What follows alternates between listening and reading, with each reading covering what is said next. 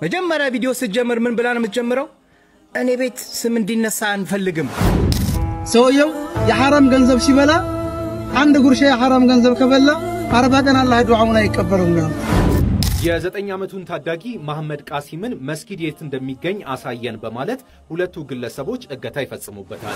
ማሻአላህ ሙስሊሞች እጅግ የሚያስደስት ዜና ነው ይዤላችሁ የመጣሁት። በደንብ ሼር ኮፒ ሊንክ ሪፖስት ይፈልጋልና በደንብ አድርጉት እስከ መጨረሻው ተከታተሉኝ። ቢስሚላህ ሰላሙ አለይኩም ወራህመቱላሂ ተዓላ ወበረካቱ። ውድ ተከበራችሁ የኑር ፋሚሊዎች እንዴት አላችሁ? ዛሬም እንደተለመደው በአዲስ አነጋጋሪ ቆንጆ በሆኑ ቪዲዮዎች ተመልሰን ተገናኝተናል። ከዚህ በፊት በጣም ብዙ ትግል የተደረገበት የአክሱም ማለት ነው እንግዲህ አክሱም ላይ መስጊድ አይሰራም ተብሎ ብዙ ትግል ተደርጎ ነበር።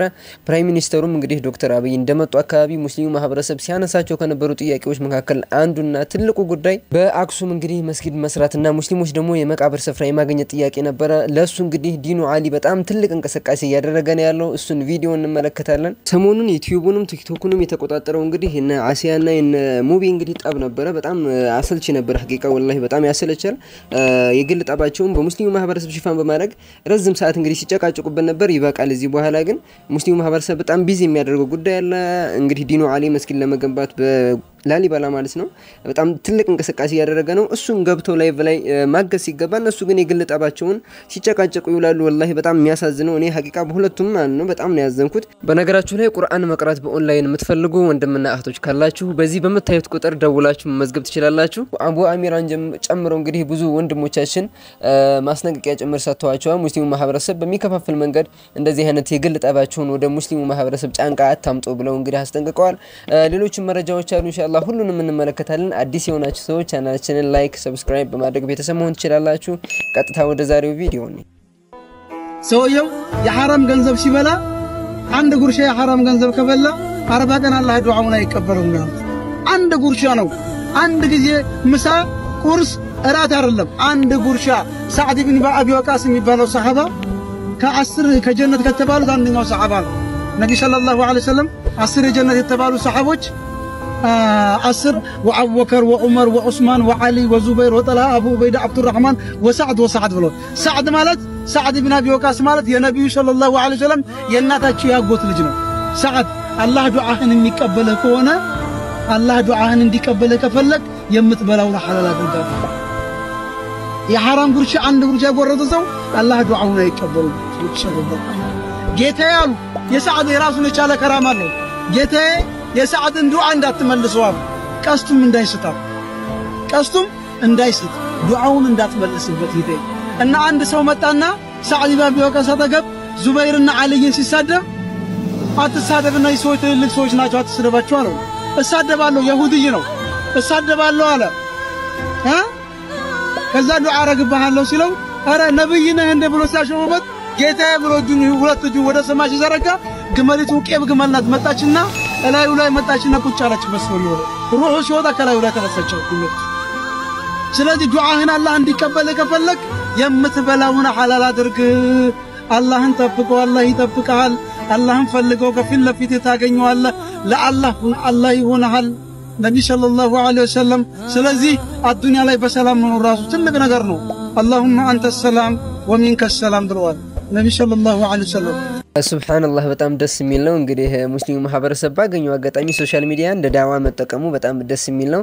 እንግዲህ እነኚህን አባት በሌላ የግል ስራ እንግዲህ እየሰሩ እንደሆነ በጣም የሚለይ ነገር አለው።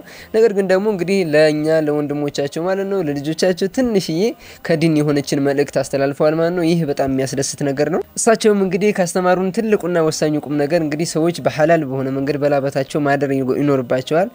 በሐራም መንገድ ወይም ደግሞ አላህ በማይፈቅደው መንገድ እንግዲህ አንዲት ጉርሻ እንኳን የጎረሰ ሰው ቅጣቱ ከባድ እንደሆነ እንድትገነዘቡ አድርገዋል ማለት ነው። ይሄን ደግሞ ሶሻል ሚዲያን እንግዲህ ለዚህ በዳዋ ሰበብ እንግዲህ እነዚህን አባት መመልከቴ በጣም ደስ ብሎኛል። ስለዚህ እንግዲህ በሐላል መስራት ሲገባ ደግሞ አንዳንድ ግለሰቦች እንግዲህ ሙስሊም ወንድሞቻችንን አግተው እስከ 3 ሚሊዮን ብር እንግዲህ የጠየቁ ሰዎች ነበሩ። ነገር ግን በስተመጨረሻ በፖሊስ ቁጥጥር ስር ውለዋል። እሱን ቪዲዮ እንመልከት። የ9 ዓመቱን ታዳጊ መሐመድ ቃሲምን መስጊድ የት እንደሚገኝ አሳየን በማለት ሁለቱ ግለሰቦች እገታ ይፈጽሙበታል። ልጁ ይሄንን ሲባል ምንም ያወቀው ነገር አልነበረም። ከፉሪ ከተማ ላይ ታዲያ አግተው ይወስዱትና ወደ አዲስ አበባ ኮልፌ ያመጡታል። ከዛ በኋላ ወደ ቤተሰብ በመደወል ምንድነው ያሉት? ልጃችሁን አግተናል፣ 3 ሚሊዮን ብር ካልሰጣችሁን በሬሳ ሳጥን እንልካለን አስክሬኑን በማለት ይዝታሉ። ከዛ በኋላም በጠየቁት መሰረት 3 ሚሊዮን ብር ይሰጣቸዋል። የሸገር ከተማ ፖሊስ ግን እነዚህ ግለሰቦች ላይ ክትትል ያደረገ ነበር። ከቀናት ክትትል በኋላ ሁለቱንም ግለሰቦች በቁጥጥር ስር ያውላቸውና በፍርድ ቤት ውሳኔ ነው የተሰጠባቸው። 3 ሚሊዮን ብሩን ከተቀበሉ በኋላ ህፃኑን መስጊድ ውስጥ ነበር ትተውት የሄዱት። በስተመጨረሻ ተከሳሾቹን ፍርድ ቤቱ ጥፋተኛ በማለት አንደኛ ተከሳሽን በ11 ዓመት ሁለተኛ ተከሳሽን በ10 ዓመት እስራት እንዲቀጡ ውሳኔ እንደተላለፈባቸው አቃቢ ጌሽ በንቲ ነግረውኛል። አልহামዱሊላህ በስተመጨረሻ እንግዲህ በፖሊስ ቁጥጥር ስር ውለው እንግዲህ ከ10 ዓመትና እዛ በላይ እንግዲህ ተፈርዶባቸዋል። ይህ የሚያስደስት ዜና ነው። ነገር ግን ደግሞ ሙስሊሞች እንግዲህ በጣም ልጆቻችንን ጥንቃቄ ማድረግ ይኖርብና ማለት ነው። ወደ መስጊድ ሲሄዱ እንደዚህም ደግሞ ወደ ትምህርት በመንለከበት ሰዓት ላይ በጣም ጥንቃቄና ከአጋሾች እንዳይያዙ መጠንቀቅ ይኖርብናል። ስለ ኢየሱስ እንግዲህ በአደባባይ ለመስበክ የሞከረውን ግለሰብ በጥያቄ ሲያፋጡትና የሚመልሰው ሲጠፋበት እንግዲህ ተመልክተናል። እንግዲህ ቀጣዩ ጄኔሬሽን እሳት ነበልባል የሆነ ነው። ምንም ማድረግ አይቻልም። እንግዲህ እንደ ዝም ብሎ መለፍለፍና ሰውን ማጃጃል የማይሆን ነገር ነው። እዚህ በኋላ መንገድ ላይ እንግዲህ እሱ ለመስበክ በሚጠርበት ሰዓት ላይ ጥያቄዎችን እየጠየቁት ነበር። እዛው ከሚናገረው ቃል መሰረት አድርገው ስም ቪዲዮ ተመልከቱት። ኢየሱስ ክርስቶስ አምላክ ነው። አምላክ ሆይ አንተ ከጥንት ጀምሮ ሲዋውጣልኝ አይደለም ኢየሱስ ክርስቶስ ነው። ኢየሱስ ያልተራውጣልኝ ምንድነው? አሰማም ነው ጫር ያሳይ እዚህ ላይ ያሳይን አሁን ሞት ይሁን ሆይ አንተ ከጥንት የነብዩን መስረት ነው የሞተልህ ኢየሱስ ክርስቶስ ነው የሞተልህ ከሲኦል የሚያወጣ ኢየሱስ መድኃኒት ኢየሱስ ነው። ኢየሱስ ነው የሞተልህ የሚያድን የለም የምኖር ማን ነው? ከሞታን የተነሳው ኢየሱስ ይሁን ባለኝ አምላክ አምላክ አውጣልኛ ክርስቶስ አውጣላለሁ ነው አሁን አውጣልኝ ነው አይደለም። ኧረ በእናትህ ጥቅሱን አውጣልኝ መጽሐፍ ቅዱስ አይደለም ኢየሱስ ክርስቶስ ያድን መጽሐፍ ቅዱስ ነው አይደለም ከመጽሐፍ ቅዱስ ክርስቶስ አምላክ ነኝ ያለበት አንድ አንቀጽ በምንድነው የምታሳምነው? በምንድነው የምታሳምነው? ማሳመን አለበት። ኢየሱስ ክርስቶስ ያድናል አይደለም የቱ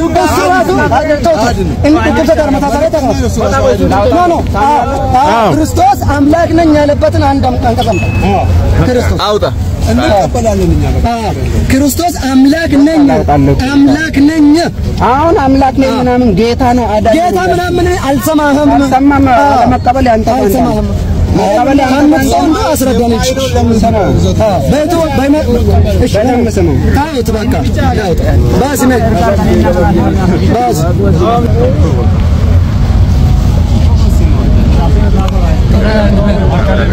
አባ ቦታ ረከ የለም እኮ አዲስ ኪዳን ያምጣል።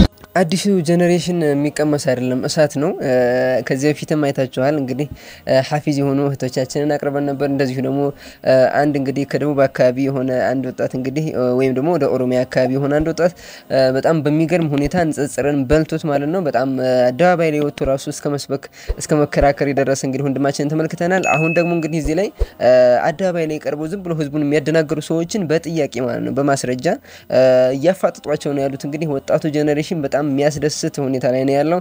እኔ በጣም ደስ ብሎኛል። እናንተ ደግሞ እንግዲህ ኮሜንት ላይ ሐሳባችሁን አስቀምጡ። እንግዲህ በላሊበላ የተከሰተው ጉዳይ በጣም አዲስ ነው፣ አነጋጋሪ ነበር። እንግዲህ በላሊበላ የመስጊድ ግንባታ ሂደት እንግዲህ ተጀምሯል። እሱን ቪዲዮ ተመልከቱና ሐሳባችሁን ታስቀምጣላችሁ።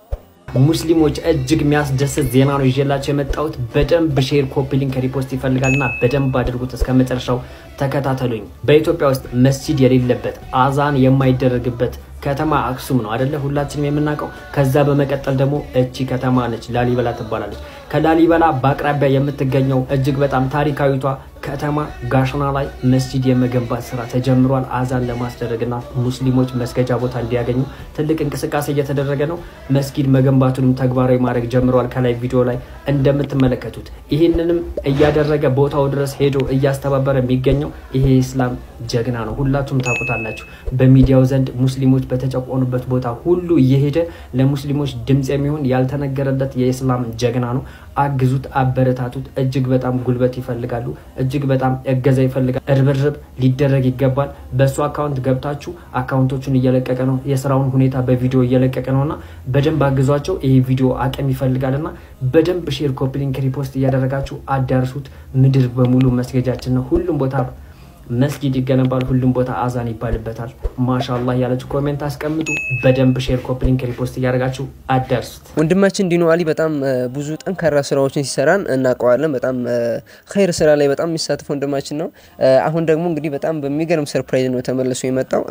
እንግዲህ ላሊበላ ላይ በጣም ብዙ ትግል ነው ያለው። የመቃብር ስፍራ እንኳን ወንድሞቻችን አያገኙ ማለት ነው፣ እንኳን መስጊድ ሊሰሩ ማለት ነው። በጣም ብዙ ፊትና ነው ያለው። ያን ሁላ እንግዲህ ቻሌንጅ ተቆጣጥረው ማለት ነው እንግዲህ ተቋቁመው ነው ላሊበላ ላይ ሙስሊም ማህበረሰብ የሚኖሩት ራሱ ለመኖር ራሱ የሚኖሩት ማለት ነው። ለመኖር ራሱ እዛ እንዳይኖሩ በጣም ብዙ መከራና ግፍ ነው የሚደርስባቸው። ያን ሁሉ ተቋቁመው እስከዛሬ ድረስ እንግዲህ ኑረዋል ማለት ነው። አሁን ደግሞ እንግዲህ ያለው ጄነሬሽን መስጊድ እንዲገነባላቸው መቃብር ስፍራ እንዲያገኙ በጣም ትግል እያደረገ ነው ያለው። ሁላችሁም ለዚህ ነገር ሰፖርት ማድረግ ይገባል ብዬ አስባለሁኝ። በቻላችሁት ላይክ አድርጉ፣ ሼር አድርጉ። ገንዘብ ያላችሁ ደግሞ እንግዲህ ዲኖ አሊን እኔን አይደለም ዲኖ አሊን ራሱን በማገዝ መሳተፍ ትችላላችሁ ማለት ነው። ኢንሻአላህ ላሊበላ ላይ ትልቅ መስጂድ ኢንሻአላህ እንገነባለን። ሁላችሁማ ኢንሻአላህ በሉ። ሁላችሁም በኮሜንት ኢንሻአላህ እንበል።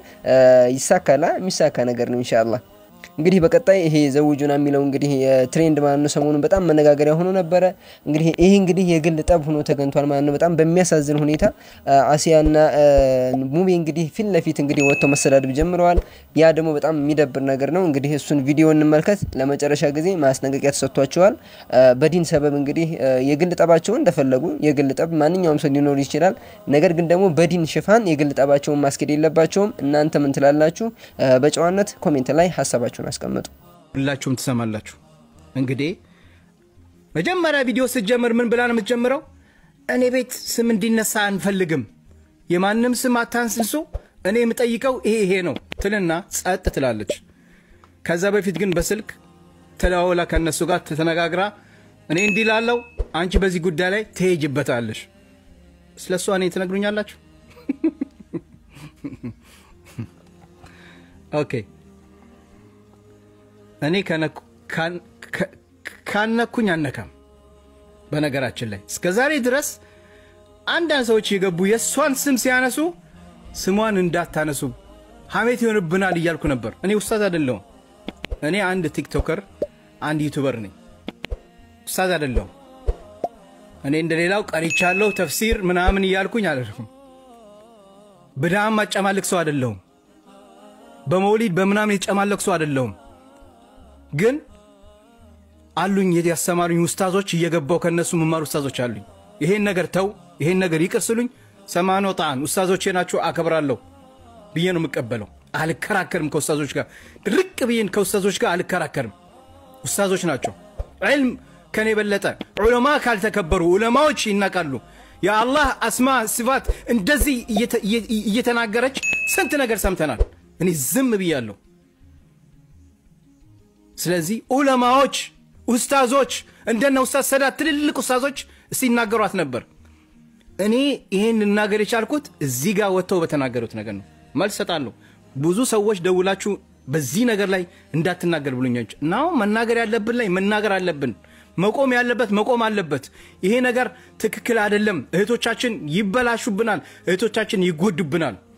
እኔ ነኝ ሁሌ እዚህ ጋር ቁጭ ብዬ እህቶቼ ሲበሉ ገንዘብ ደላላ ሲጫወትባቸው አረቦቹ ሲጨቁናቸው እኔ ነኝ እዚህ ጋር ሰዓቴን ታይሜን አቃጥዬ የነሱን ህይወት ማዳን ቀን ማታ ምጠራው። አላህ ሻሂድ ነው። አንድ ቀን ቤታቸውን ከፍተው ለነዚህ እህቶቻችን ድምጽ ሆነውላቸው አያውቁም። አንድ ቀን አረቦቹ ጋር ደውለው ስልክ አናግረው አያውቁም። ዛሬ ግን እንዘውጃለን እያሉ ይመጣሉ። ሳህ ወላላ መች ነው? እስኪ አንድ ቀን ንገሩኝ። አንድ ቀን ያን ያረገችበት ቀን።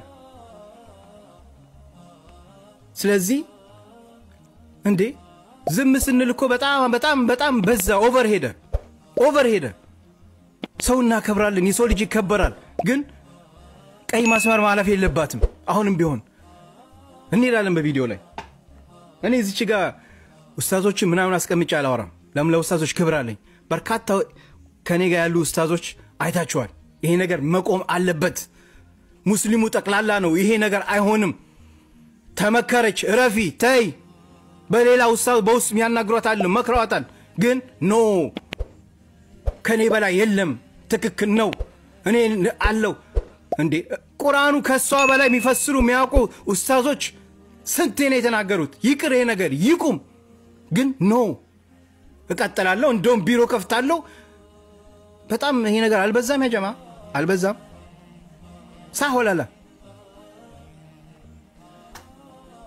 አንድ ነገር ልንገርሽ አንቺም ከኋላሽ የሚከተልሽ እርስ እንዳለ እኔም አለኝ በነገራችን ላይ እኔም የኔን ማቋም ያላቸው በርካታ እህትና ወንድሞች አሉ እኔ ደግሞ ኡስታዞች የሚመክሩኝ ሰማለሁ ኡስታዞች ተው ሙቤ ይሄ ነገር ረፍ እንግዲህ ይሄን ይመስላል አሲያም እንግዲህ ለዚህ ጉዳይ ላይ መልስ ሰጥታለች ሙቤ ደግሞ በዚህኛው መልስ ይሰጣል የግል ጠባቸውን እንግዲህ ከፍ ያሉስ እና አቡ አሚራና ሌሎችም ወንድሞች እንግዲህ ሊያስተርቋቸው ከቻሉ ጥሩ ነው ነገር ግን ደግሞ ሙስሊሙ ማህበረሰብ የሆነ አጀንዳ በመፍጠር ቢዚ ማድረግና እንት ማለት የለባቸውም እኛ ብዙ ሀጃ አለና አሁን ላሊበላ ላይ ያለውን እንቅስቃሴ ተመልክታችኋል ብዙ ጉዳይ አለብን ልናወራበት የሚገባ ማለት ነው እነዚህ ሰዎች ደግሞ የግል ጠብ ካላቸው የግል ጠባቸውን እዛው በግል ሊጨርሱ ይገባል ነገር ግን ደግሞ ሙስሊሙ ማህበረሰብ በማስገባት የሙስሊሙን ማህበረሰብ አጀንዳ በማድረግ መጨቃጨቅ በዚህ ሰዓት ላይ ልክ አይደለም ሙስሊሙ ማህበረሰብ በዚህ ሰዓት ላይ ምርጫ አለበት አሁን ደግሞ በቅርብ ቀናቶች ውስጥ እንግዲህ የሚደረግ የመጅሊስ ምርጫ አለ ለዛም ደግሞ ሰፊ ዝግጅት ነው ያደረገን ያለነው ሙስሊሙ ማህበረሰብ ወደዛ ምርጫ ትኩረቱን ማድረግ አለበት ኢንሻአላህ እኔ እንደዛ ነው ማስበው እናንተም ሙስሊሙ ማህበረሰብ ምን ላይ ነው ማተኮር ያለበት የሚለውን ኮሜንት ላይ ሐሳባችሁን በጨዋነት አስቀምጡ ይሄን ቪዲዮ ለሙቤ ሚዲያ አድርሱለት ስሙት ምን እንዳለ በዳም ማጨማልክ ሰው አይደለም በመውሊድ በመናም ይጨማለክ ሰው አይደለም ከአሲያ ጋር ቂጥህን ገጥመህ አሸሸ ገዳሜ ስትጨፍር ከርመህ ገና ለገና ዛሬ በመጣላት ኬፕን ዘግዝገህ በመውሊድ የተጨማለኩ አይደለም የቢድዓ ሰው አይደለም ትላለህ በመጀመሪያ ደረጃ የተጣላችሁት እንደ ግለሰብ እስከሆነ ድረስ ቡድናዊ ማድረግ አስፈላጊ አይደለም ጸብህን እንደ ግለሰብ እንደ ግል መጣላት ትችላለህ ከዛ ውጭ ግን በቡድን እንደዚህ ምንም አያስፈልግም ምክንያቱም አንተ ስለ ቢድዓም ስለ መውሊድም ስለ መጨማለቅም የምታውቀው ነገር ስለሌለ ኬፕን ዘግዝገህ ስለሌላ ነገር እንደፈለክ አውራ ከዛ ውጭ ግን ስለ መውሊድ ስንት ዑለማዎች የሚሰሩት ነገር መጨማለቅ ስትለው ትንሽ ያሳምማል አነጋገርህን ማስተካከል ከዛ ውጭ ስለ ቢድዓ ምንም የምታውቀው ነገር የለም መውሊድ የሚያከብር ካለ ያክብር ማክበር ይችላል ካላከበርክ አታክብር መብታቸውን ግን ማክበር ግዴታ ነው